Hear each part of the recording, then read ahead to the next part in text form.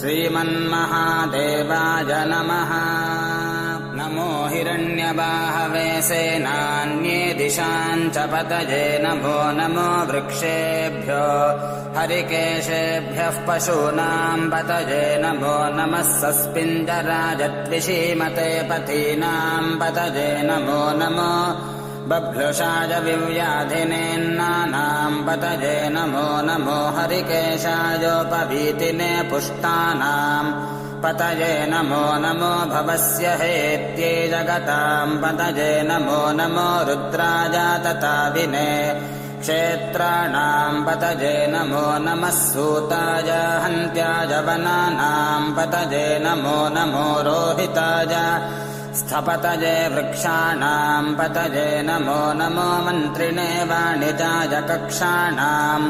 पतये नमो नमो भुवन्तये वारि